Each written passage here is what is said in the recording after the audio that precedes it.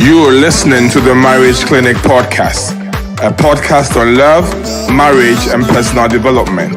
Our purpose is to inspire and equip you with knowledge and skills to enable you have lasting and fulfilling relationships. Now your host, Joshua Mulgrew. Welcome. This is our Marriage Clinic Podcast. It's another Thursday evening, 8 p.m. GMT in Ghana. I don't know where you are watching all of this from or the time you'll be watching it. Some of you come on live, some of you watch it later on. It really doesn't matter. Once you are getting the information, that's good for us. This is a podcast about love, relationships, and your personal development.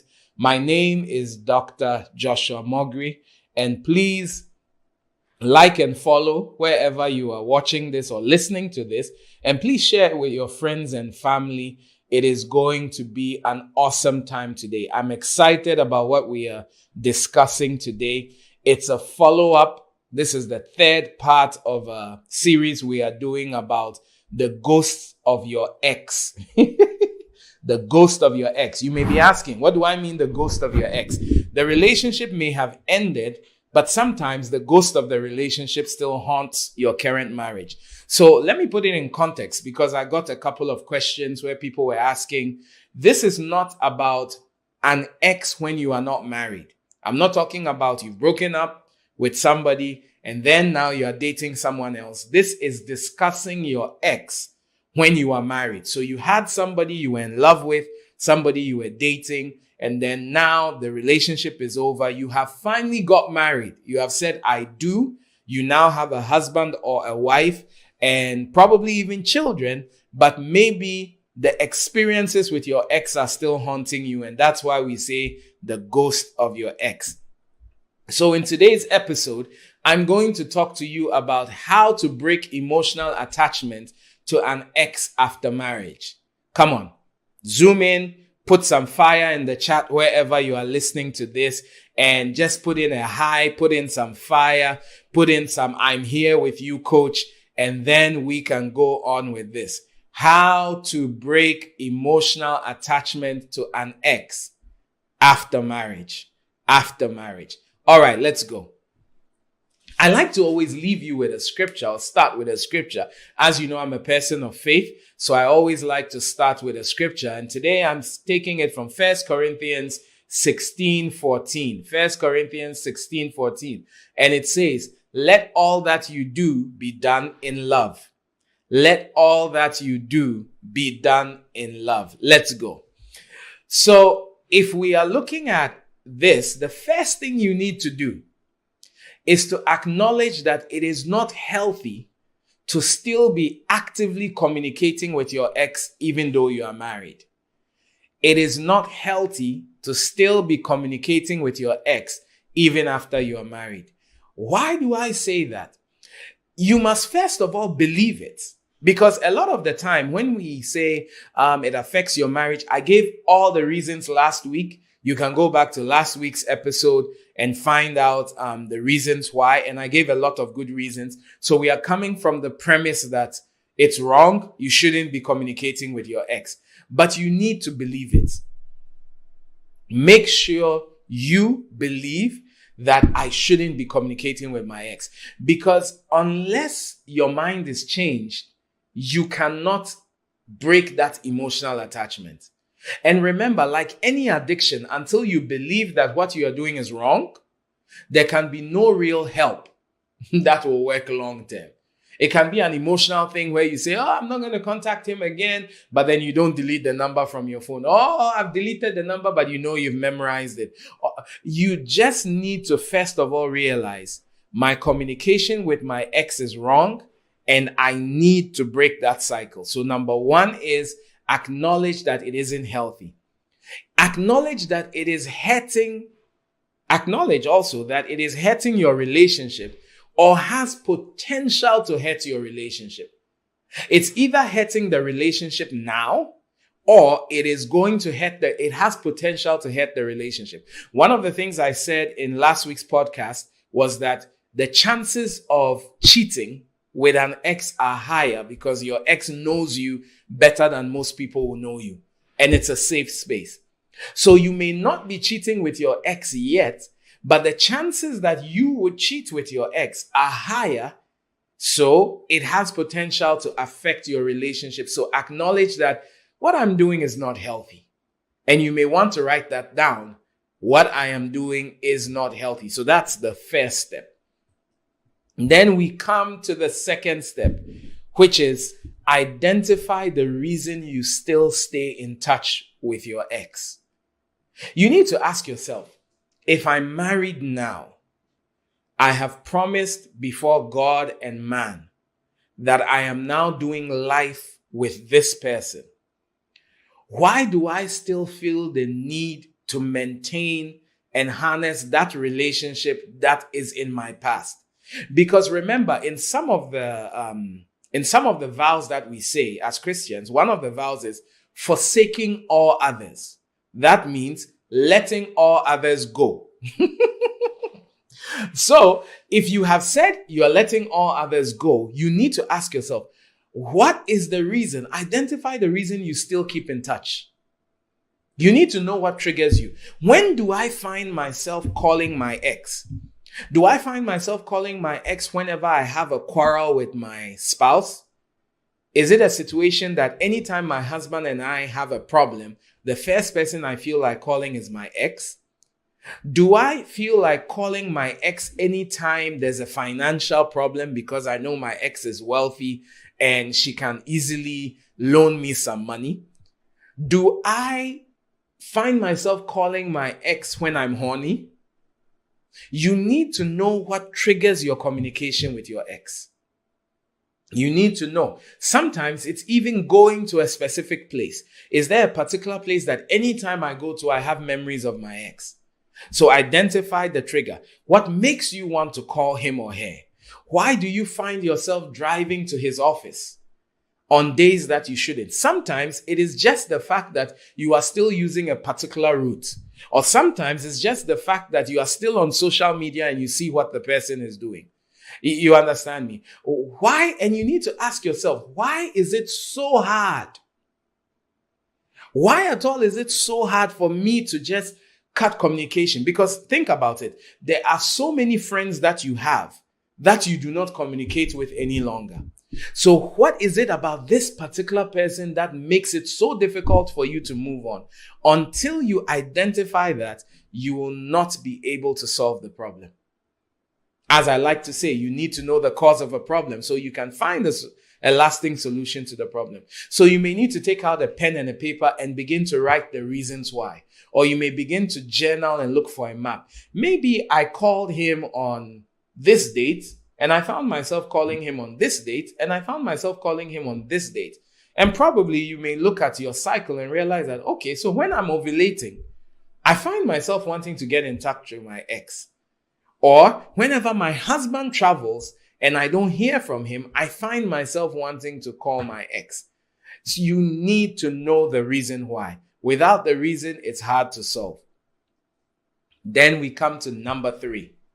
Now, talk to your spouse about your communication with your ex.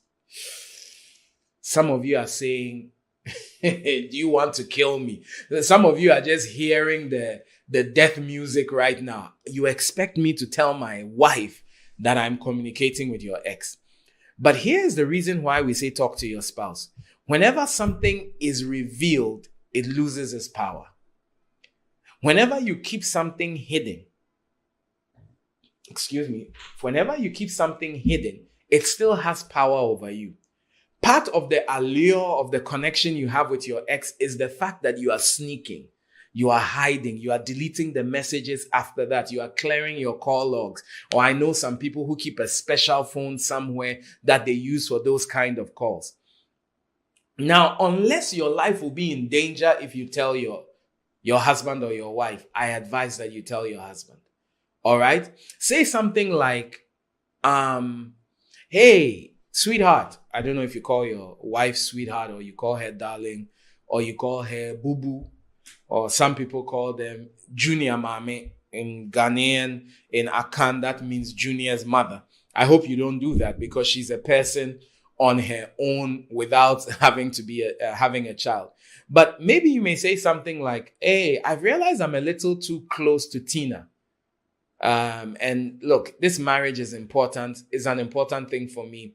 So I'm going to cut communication with her. I've realized that it's not healthy for our relationship. You see, don't make a mistake. Now, I'm speaking as an uncle or a big brother. My dear brother, now listen, don't make a mistake and go and say something like, even though I know I should have married Tina instead of you, I'm already in the marriage with you, so what can I do? I just have to cut communication with her. My brother, you are dead. Ashes to ashes, dust to dust. We remember the departed soul of our brother. That is what we will be saying over your grave. Find a nice way of and sometimes it can just be in conversation. You just say, I noticed that I've been communicating too much and it's not the best. So I don't talk with her any longer. It's important. So now on a very serious note, talk to your spouse about it. They may already know that you are over communicating with the person. And this conversation may help heal your marriage. Then here comes the other hard part. You will need to explain to your ex the need to sever communication. So after talking to your present husband or wife, you now need to call up your ex and have a good conversation with them. You say, look, we have history, we've been good friends, but not everything you like doing is good for you. The good book puts it this way. It says, all things are permissible, but not all things edify. That means, and remember that it's not everything that is good for you. And it's not every good person that is also good for you. I think sometimes we always think like, once the person is not a bad person and she hasn't done anything, but you need to have a conversation with her or him and explain to the person that, look, I'm married now and I must admit there are still some latent feelings, and those feelings may be there for the rest of our lives. We communicating will not help us be able to concentrate on the marriage that we have. The person could even be married. Because remember, I mentioned one of the reasons why you shouldn't is that you have double vision. You can't work on two relationships at the same time. So once you explain to the person, that, look, you are a good person. There's nothing wrong with you, but our continuous conversation and you getting in touch and asking me, how am I doing? Have I eaten? Or sending me a gift now and then, or sending me a joke is not helping this relationship. So at this point, we need to agree to end communication. Remember that the most important connection you actually need is the one with your spouse. Because what happens one day if it leads to a divorce and people ask you, what was one of the triggering factors? And you say, I couldn't stop talking to my ex and it generated into something else. You will look very silly. And marriages and relationships are often destroyed on very little things that seem insignificant but create bigger problems. So remember, the most important connection you have is with your spouse, and you should be willing to sacrifice a relationship with an ex to make sure your current relationship works. All right? Don't negotiate. When you go to speak with your ex, it's not a negotiation. It's a declaration of intent. The person may begin to say things like, then we can be talking once a week, or we can. No. You're not going to. Talk to the person and remind him or her that, excuse me, it's not a negotiation. I'm informing you about a decision I've taken. And I'm just showing you some little respect because of the history we have. It's only because of the history we have and the level of respect I have for this relationship. That's why I'm having this conversation with you. Are you getting it? So you explain that to the person. You tell the person that it's not a negotiation. Don't bargain. Don't begin to say things like, so now instead of us talking every day, let's just once a week should be okay. Hey, my sister. Once a week is not okay. So don't even come from that premise. All right? Don't negotiate. Don't bargain. Don't plead. Just tell them. And the person may get all emotional. And there are several reactions your ex may have. They may get angry. They may try to make you feel guilty. They'll say, so after all we have and all we have shared, is this how you're going to treat me? All right? But if your ex also is a matured person and respects boundaries, they'll say, it's not going to be fun. I enjoy communicating with you, but I understand. I want what's best for you, and what's best for you is that your marriage works. And you may not know it, but there may be another lady weeping on the other side of the relationship because of your continuous conversation with your ex. All right? Brings me to point number 5. Point number 5. Cut all communication cold turkey. When we say cold turkey is a term that originally was used with drug addicts, where if someone is on cocaine or heroin or any addictive drug, they isolate the person and they take the drugs away. So the person goes through the reactions of the addiction, and we say the person is doing a cold turkey. I don't know if it's Turkey the country or Turkey the chicken. I'll have to look it up someday. But when we say cut communication cold turkey, what we mean is that after you have had that conversation, there should be no follow-up conversations. Cut communication at once. Block numbers, delete profiles, remain unresponsive. I hear people come into my office and say, Pastor Josh, how about if he sends me a message on Facebook? Block him on Facebook. He's very persistent. He may now go on Instagram. Block him on Instagram. You see, there's a block function on the phone. There's a reason there's a blacklist and a block function on the phone. So block. Normalize blocking, like block on the left, block on the right. I normalize blocking. There's nowhere it's written in the Bible, and thou shalt not block anybody. So block. No matter how hard they try to get in touch, please don't enable them. Listen, what fuels any relationship is communication. The fuel for any relationship. If you want to see signs that a marriage is dying, or even it could be premarital, your boyfriend and girlfriend, you want to see signs that that relationship is ending, look at the level of communication. Whenever you take communication out of a relationship, the relationship dies. If you starve the communication with your ex of communication, did I say communication? If you starve the relationship with your ex of communication, it dies. It's the oxygen on which every relationship exists. So starve it. All right? Cut all communication, period. There's nothing like let me withdraw small, as we like to say in Ghanaian parlance, or little by little. Nope. Or there's nothing like, oh, but her feelings will be hurt or his feelings will be hurt. Remember that you can't sacrifice the feelings of your spouse for the feelings of someone that is not adding to your life. All right? And like the Nike ad, just do it and live with the consequence. It may mean that now when you have a quarrel with your spouse, there's no one to talk with. It may mean that there's no one to give you a soft loan when the ends are not meeting at the end of the month. All right? And you need to acknowledge that it will hurt. And here's the thing. Lean in a little bit and let me say this. If you cut communication cold turkey and you start to feel that pain as if you are going through a breakup, it is a sign that that relationship was seriously unhealthy and was gradually going to lead to something else. Remember, I'm here. This is the Marriage Clinic podcast, and I'm here to talk to you about love, marriage, and your personal development. And I'm here to give you the skills and the know-how that allows you to protect the relationships that you have. So that's why I come to you every week, not for too long, but I'm teaching you and giving you skills to protect your marriage and make sure it does not lead to any kind of divorce.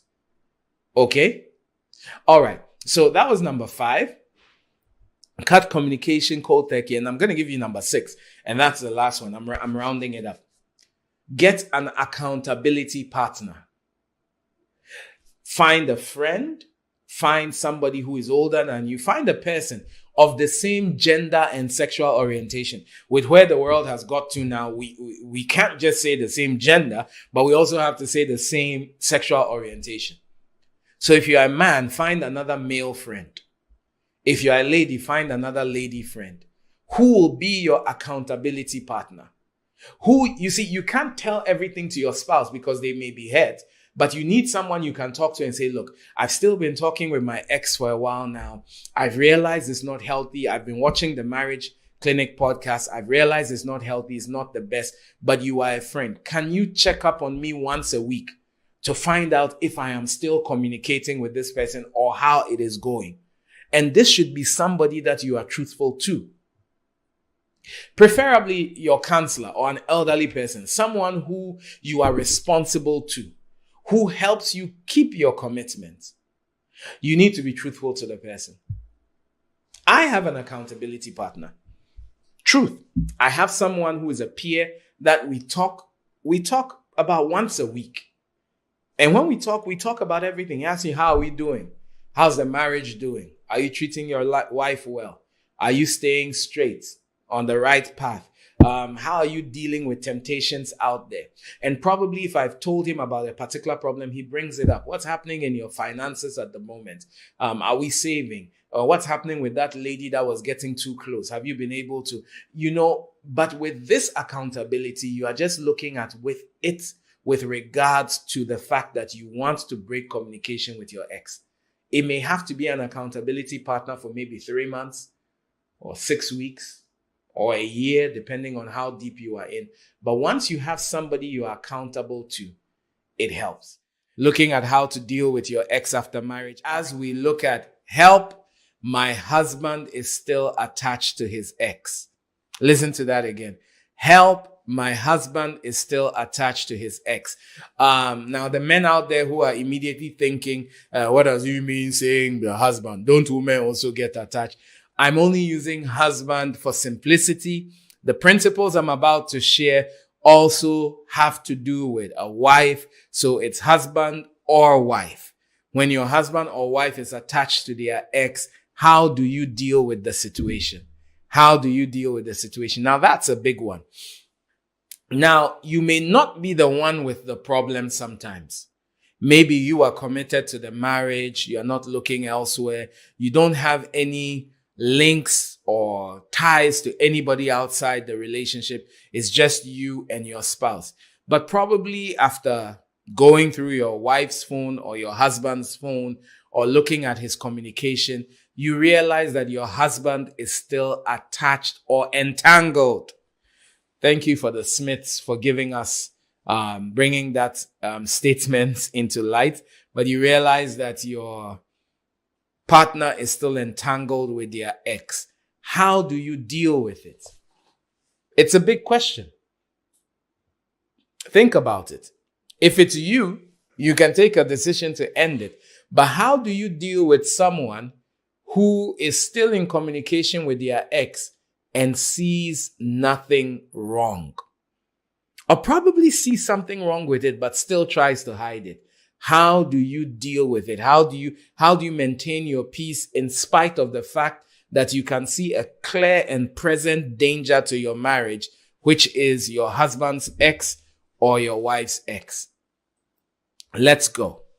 So, as you know, I always like to give you simple principles that will help you out in dealing with this. The first one is have a frank conversation about the issue. Have a frank conversation. I'm not talking about going to accuse your spouse or starting a fight with your spouse or doing the passive aggressive thing that a lot of the time wives do. Some husbands do it where you don't want to address the issue, but you give a bit of attitude about the issue and so on. No, I'm not talking about that. Have a frank conversation with the person. And sometimes it's good you even book it. You could tell the person that I'm starting to feel a bit insecure or having issues with the fact that you are still communicating with Dinah. If you are Dinah listening, it's not you I'm talking about. Can we talk about it on Thursday evening? Or can we talk about it when the kids are put to bed tonight? So you've told the person ahead of time what the issue is, and then you have a friend.